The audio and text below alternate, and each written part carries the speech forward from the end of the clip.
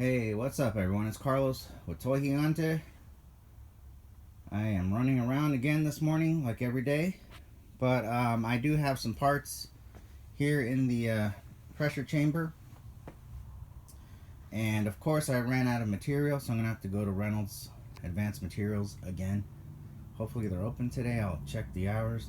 I have some parts. I have about 3 parts right here that I need to get molded and casted, and a few more other parts, so I might have to buy about 2 more gallons of silicone.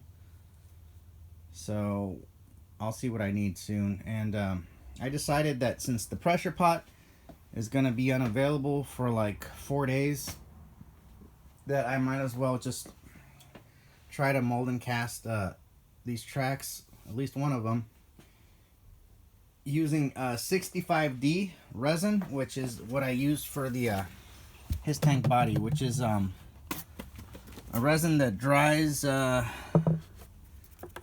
very brittle but strong, and I can do a hollow piece. So I'm gonna give it a shot and make some tracks. Hopefully I have enough time, because after Reynolds I have to go to work. You know how it is. So let's get started on this. Here's my my jets. Oh, by the way, these jets, I'll talk about them later, but I was wrong about them being for 1/6 scale. They're more for, people keep telling me 1/10 scale. Makes sense, but I'll talk about these later. But let's make some tracks. Let's try it out. I just want to say that I'm putting these are my blocks of silicone that I'm cutting up to fill in space for my new molds.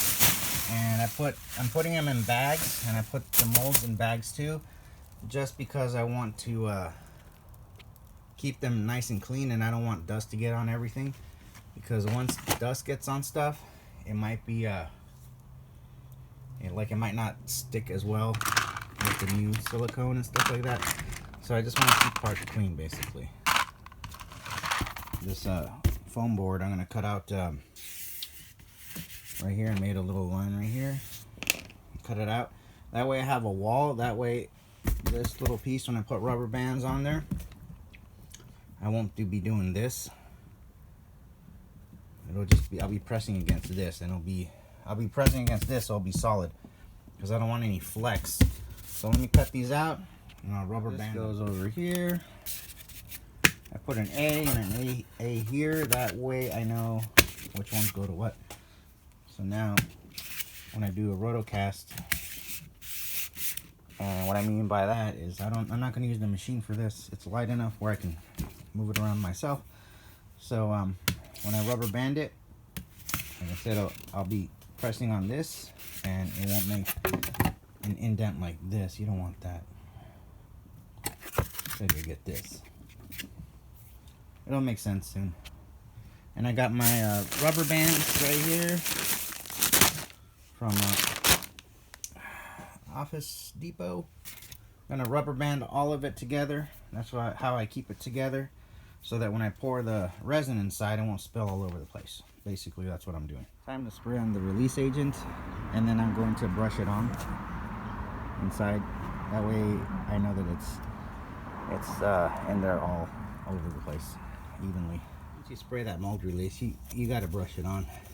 If you don't, let's say for example you put too much mold release and you don't brush it on, you might get parts where it clumps together, the mold release, and then your cast is ruined. It happens. I learned the hard way.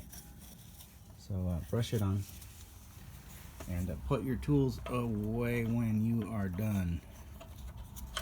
That way you know where they're at. 65D, and I'm gonna pour it in to all the hard to reach places. Make sure it gets in there. Okay, I got it in there, and then I'm gonna brush it on, making sure I get every little cavity, because I don't want any places where air can get trapped in. So I'm really brushing it on. I put in some black pigment to make it black, but it's gonna dry in a gray color, and that's what I want, because if not, if I don't put any pigment on it, it's just gonna dry white, and I'd like these tracks to be gray. You add red, you'll get a pink color, and so on. So that is the color I want right now, is a gray. So I'm getting it all in here. Very satisfying, but I gotta do this. I gotta do this about 6 times. Because after this dries, I'm gonna do it again, brush it on,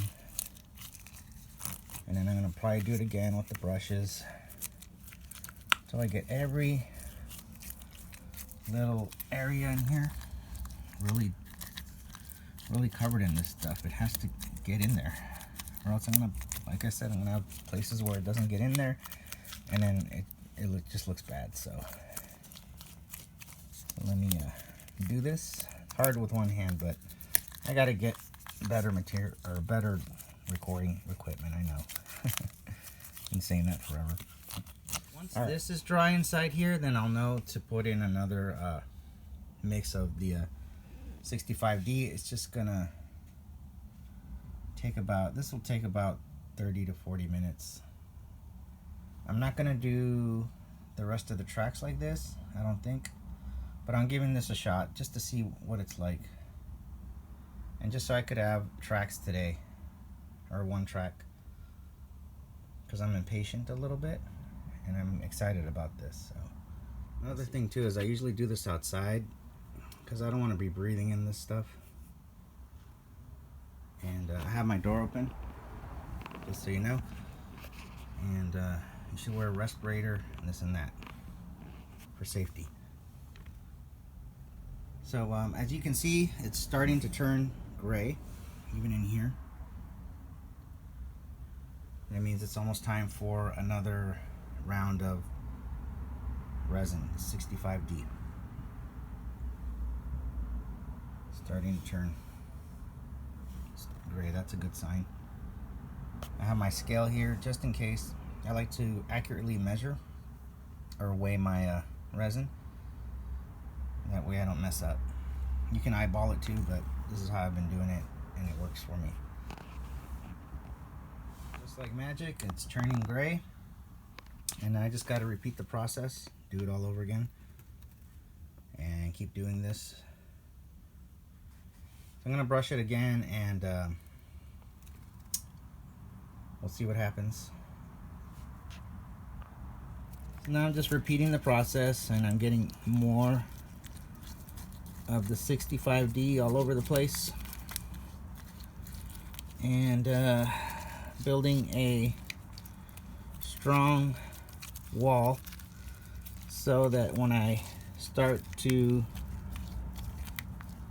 rotocast this thing,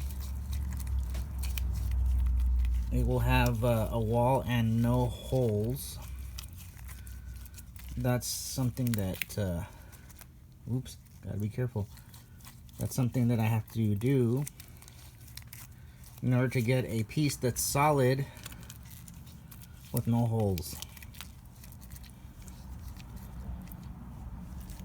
And here's the other side that I'm doing as well.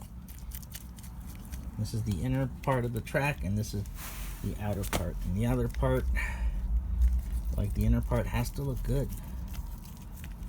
So we'll see what happens, because I know that if I was to put this in the pressure pot with the other resin, I know that the details are going to come out even better. I'm hoping. But for now, I'm doing it like this because I just want to see some results today. I got to go to work, and I want to say, oh, you know what? Those tracks are going to look good, and the hard work is paying off, because you know these things take a lot of time, a lot of money, But at the end, it's not about that, it's about the end result. I do not care about how much time or money I spend on this. I just want a cool HISS tank. HISS tanks, preferably, but that's the end result, right? So yeah, making more of a mess here, which is good. Getting in those track teeth. This is really satisfying, I'm telling you. You should give it a try. So you see, this time around, it's getting more and more full of material, which is what you want. Hopefully I can get all these teeth too, because I don't want those left out. I don't want a hole in the cast. But the more you put on, the stronger the cast gets. This one's still drying, and that's what I want, so that when I start pouring in the material through this hole, it'll start evenly distribute inside this area. So I'm gonna brush it on one more time, maybe twice, and just to make sure that everything gets nice and evenly distributed in there. I'm gonna have to do these tracks, brush in there. So far so good. We'll see what happens. The less blue I see, like that little area, the less blue, the better. That's the plan. Okay, here we go. Looks pretty good. So I'm gonna sandwich this together. Put rubber bands over the mold, and then I'm gonna pour 65D in there, and then slush cast. All right, let's open it up.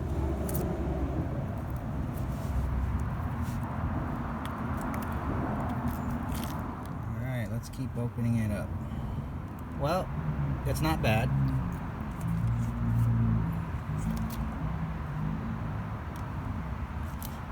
Not bad. It's definitely really light, because it's hollow inside.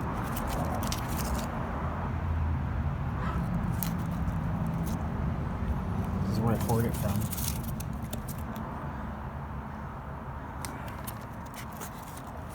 I'm gonna clean it up and do a quick painting of it and see what it looks like. So the next set of tracks hopefully will be even better and bubble free, because I got some bubbles here and there. It's not a deal breaker though. For what it is, looks pretty nice. It actually got a lot of the detail. So I'm gonna go to Reynolds, get some more material, and but before I let you guys go today, I'm just gonna do a quick spray paint job right here, and just to see how it looks painted.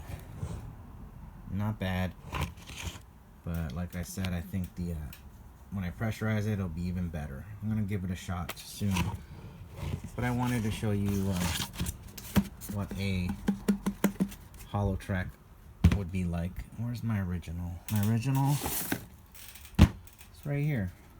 Very heavy, full of clay, and then this is the new one. And this plug will be covered with tracks. I'm gonna heat this up with my heat gun, bend it, glue it on, and then we'll have the tracks sealed. And that's why I made that piece right there. Alright, a little bit of Zap-A-Gap and holding it down.